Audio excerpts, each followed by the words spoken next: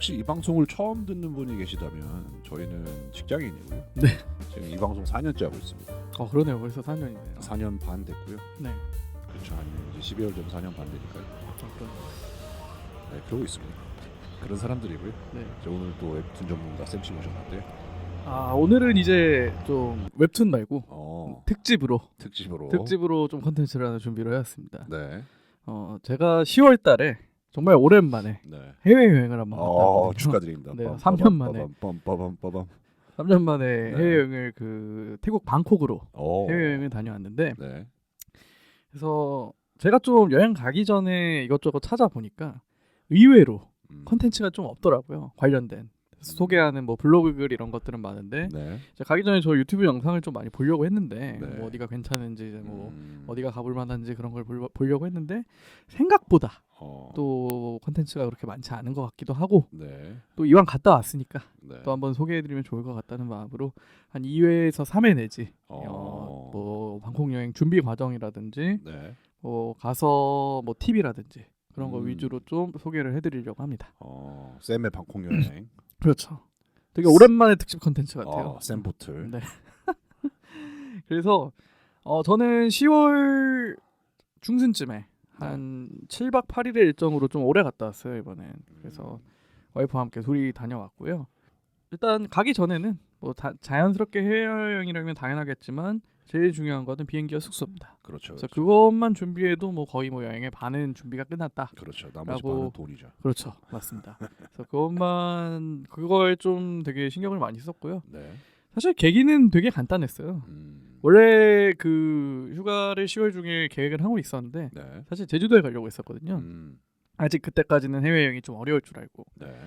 근데 한 9월 말쯤이었나?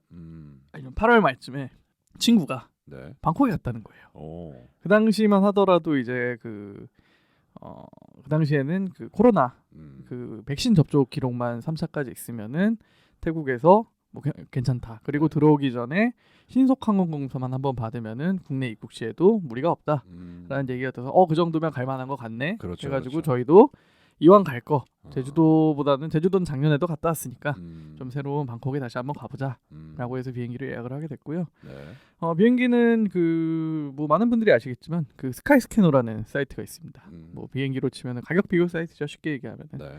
거의 저는 거기서 예매를 했던 것 같고 그 동안의 해외 여행에서도 네. 뭐 항공사에 상관없이 모든 스케줄을 다 보여주기 때문에 좀 비교하기 편한 측면이 있어요. 그래서 방콕에 가는 비행기는 크게 두 종류로 나눌 수가 있습니다. 일단 저가 항공, LCC라고 하는 저가 항공, 뭐 제주항공이라든지 뭐 티웨이 항공, 뭐 그런 거 같은 저가 항공이 있고요. 그리고 국적기, 타이항공, 뭐 대한항공 이런 스케줄이 있어요.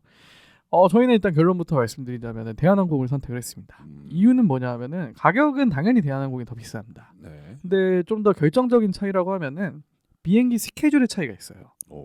그래서 이제 저가 항공 같은 경우에는 출발 시간이 항상 저녁 때 갑니다. 네. 그래서 밤 9시 이후. 그래서 우리나라에서 예를 들어서 밤 9시에 비행기를 타고 가면은 태국까지 6시간이 걸리거든요. 네. 그리고 시차가 2시간이 납니다. 그렇기 때문에 사실상 4시간만 걸리는 효과가 나거든요. 그래서 9시에 비행기를 타면은 거기에 새벽 1시에 딱 떨어지는 그런 일정. 혹은 뭐 12시에 타면 뭐 더 일찍 한 8시쯤 타면은 12시에 떨어지는. 그래서 그렇게 밤늦게 들어갑니다. 대부분의 그 저가 항공사의 비행기는. 그리고 돌아올 때 역시 밤. 그러니까 태국 현지 시간으로 뭐 새벽 1시, 새벽 2시에 떠납니다. 네. 그러면 한국에 들어오면 이제 다음날은 아니죠. 이제 그날 아침이 되어 있는 그런 스케줄이 주로 운영이 되고요. 다만 이제 이런 스케줄이 싫다. 저희도 좀 싫었거든요. 이게 왜냐하면은 예를 들어서 토요일부터 휴가가 시작돼서 토요일에 출발을 해야 되는데 토요일 저녁에 출발을 하게 되면은 뭔가 토요일 하루를 휴가를 버린 것 같은 느낌이잖아요. 그렇죠. 그래서 좀 돈을 더 쓰더라도 우리는 최대한 그 여행지 체류하는 시간을 좀 늘려보자라고 해가지고 그 대한항공을 선택을 했고요. 네. 돌아올 때는 조금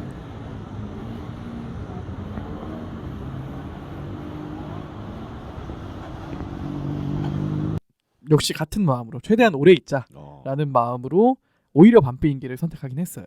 같은 대한항공에. 물론 이제 너무 밤에 오는 게 뭐 싫고 힘들다. 왜냐하면 거의 밤새고 오는 거나 다름이 없거든요. 그렇죠. 그런 게 좀 힘들 것 같다라고 하면은 대한항공에서도 좀 더 이른 스케줄이 준비되어 있긴 합니다. 뭐 한 정확히 기억은 안 나지만 한 6시 7시 현지 시간으로 저녁 6시 7시에 출발하는 비행기가 있는 걸로 기억을 하고 있고요. 그래서 어쨌든 저희는 대한항공을 예매를 했고 1인당 한 50만 원 중후반대를 줬던 것 같아요. 네. 싼 가격은 아닙니다. 태국 원래 방콕이 좀 싸게 갈 때는 저가 항공으로 한 3, 40만 원대 갈 수가 있어요. 모든 걸 뭐 수화물까지 포함을 해가지고. 근데 다만 좀 요즘 같은 시기는 이제 또 항공 수요가 폭발하는 시기잖아요. 이제 그동안 눌려왔던 해외여행 수요들이 좀 많이 늘어나면서 비행기 가격이 굉장히 많이 올랐습니다. 저는 오히려 되게 싸게 간 편이고요. 네. 지금 아마 태국은 연말이 성수기거든요. 그래서 연말 기준으로 보면은 대한항공으로 한 8, 90만 원까지 나온다고 하더라고요. 아이고야. 네, 굉장히 비싼 가격이죠 사실. 근데 조금 이제 항공편이 좀 늘어나고 그러면서 좀 더 안정화가 되면은 아마 가격은 조금 내려가지 않을까. 참고적으로 말씀드린다면 제가 같은 스케줄로 봤던 그 저가 항공 비행기 한 40만 원에서 45만 원 정도 사이였던 것 같아요. 네. 다만 주의하셔야 될 거는 여기에 수화물이 위탁 수화물이 포함되지 않은 가격도 있었어요. 짐을 안 실어준다는 얘기죠. 그렇죠, 그렇죠. 그 기내 수화물 작은 캐리어 하나만 실어주고 짐을 못 맡길 수도 있다는 거. 네. 그거는 이제 예매 과정에서 좀 더 꼼꼼히 살펴보셔야 될 것 같습니다.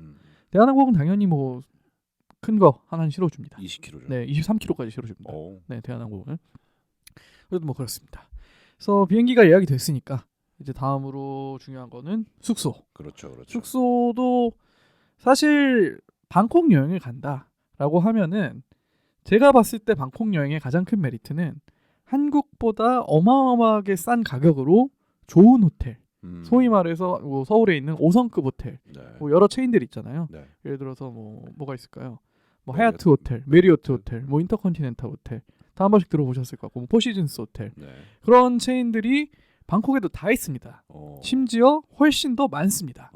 뭐 예를 들어서 아까 말씀해 주셨던 것 중에 뭐 쉐라톤 호텔 예를 들어서 쉐라톤 호텔이 방콕에 한 2군데 내지 3군데가 있습니다. 네.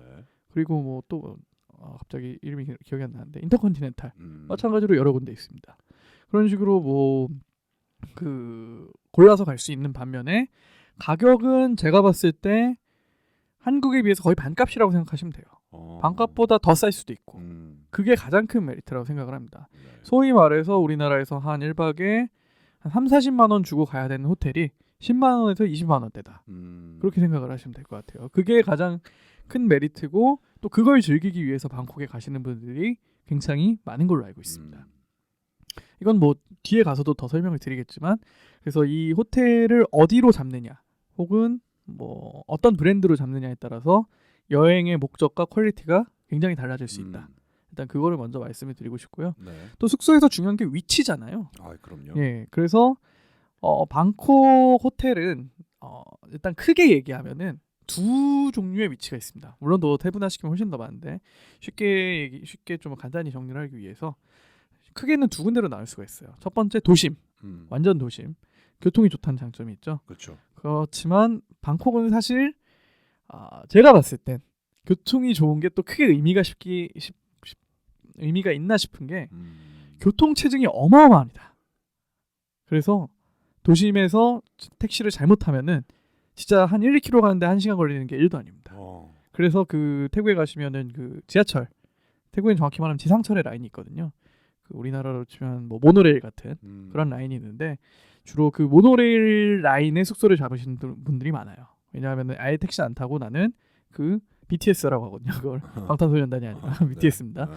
그래서 그 BTS라는 지상철 근처에 숙소를 잡으시는 분들도 꽤 있습니다. 이런 경우가 있고 두 번째는 태국에는 우리나라 한강같이 짜오프라야 강이라는 강이 그 도시를 가로질러서 흐르고 있어요. 네. 그 강가 근처에도 전통적인 되게 고급 호텔들이 많이 모여 있습니다. 그래서 저희 같은 경우에는 이제 7박 8일을 갔기 때문에 조금 나눠가지고 3박 2박 2박 이렇게 나눠가지고 3박은 강가 호텔에서 주로 호캉스를 하겠다라고 계획을 세웠고요. 뭐 결론부터 얘기하면 저희는 다 호캉스를 하다 왔습니다. 네. 그래도 조금 이왕 오래 가는 거니까 네. 좀 다양한 호텔을 즐겨보자고 해서 3박 중에 그 두 번째 2박은 조금 더 퀄리티 있는 도심에 약간 뭐라고 할까요? 우리나라로 치면 약간 한남동 같은 분위기에 있는 그런 호텔에 2박을 했고요. 네. 그리고 나머지 2박은 완전 좀 태국식으로 뭔가 좀 되게 자연이 우거져 있는 도심 한가운데 있는데 굉장히 좀 오래된 저택을 개조한 그런 호텔에 또 2박을 해가지고 좀 다양하게 호텔을 다녀왔고요. 보통 이제 태국에 가시는 분들은 이런 식으로 한 개의 호텔에서 머무는 것보단 두세 개의 호텔에서 머무시는 걸 선호하는 것 같은데 다만 주의하셔야 될 점은 개인적으로 1박씩 하고 이동하는 건 절대 추천을 드리지 않습니다. 왜냐하면은 보통 체크인이 3시고 체크아웃이 다음날 11시잖아요. 11시에서 그렇죠, 12시. 그렇죠. 그럼 그 사이에 시간이 비게 되는 거거든요, 그렇죠. 사실. 갈 그래서 때마다. 온전히 24시간이 아니고 그래서 좀 가성비에서도 떨어지고 그리고 매일 그 짐을 싸서 왔다 갔다 할 생각을 하면 또 스트레스죠. 굉장히 스트레스, 굉장히 힘듭니다. 그게. 맞아요. 은근히 힘들어요. 맞아요. 그렇기 때문에 제 개인적인 추천은 한 개의 호텔에서는 한 2박, 최소. 최소 2박은 하시는 게 좋을 것 같다라는 추천입니다. 그러면 호텔은 예약을 어디서 했냐? 네. 처음에는 그 유명한 호텔 그 가격 비교 사이트들 있잖아요. 많죠, 뭐 많죠. 호텔스닷컴이라든지 네. 뭐 아고다라든지 네. 요즘은 뭐 네이버에서 검색을 해도 네이버 자체에서도 여러 사이트를 비교를 해줍니다. 네. 그래서 그런 식으로 여러 가지 방법을 찾다가 생각보다 좀 가격이 비싼 거예요. 이거는 좀 제가 좀 꼭 소개를 해드리고 싶은데 네. 저희가 흔히 생각을 하면은 여행사를 끼고 호텔을 예약을 하면은 네. 좀 오히려 비싸지 않을까? 음. 라는 생각이 들잖아요. 네. 저로서도 당연히 그랬고 네. 직접 내가 예약을 하는 게 싸지 않을까라는 생각을 했는데 네. 뭔가 숙소 예약 과정에서 여기저기 찾아보다 보니까 분명 내가 그런 호텔 가격 비교 사이트에서 봤던 가격보다 좀 많이 저렴한 가격으로, 그러니까 많이라고 하면은 이제 1박에 거의 많게는 4-5만 원까지 그렇게 싸게 20만 원인데 4-5만 원 깎이면 15만 원까지 내려가는 거잖아요. 그렇죠.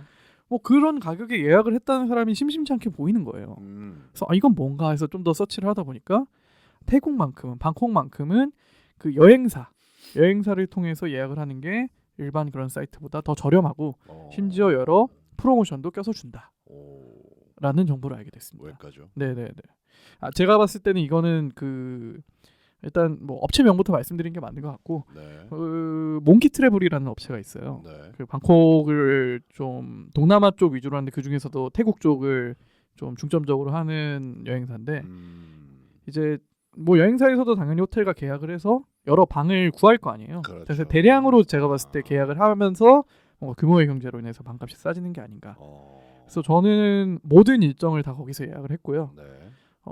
그래서 이제 다음 주에 네. 이어서 하시는 걸로. 여기까지만 하고 마무리하겠습니다. 그렇죠. 그래서 어쨌든 그 사이트를 통해서 하면은 뭐 여러 프로모션이 있어요. 조식도 포함이 되고 그렇죠. 뭐 다음 주에 알려드리는 걸 네. 하시죠. 궁금하신 분들은 기네요. 다음 주를 꼭 이렇게 끊어가신다고요? 그럼요. 좋습니다. 이렇게 끊도록 하죠. 네네.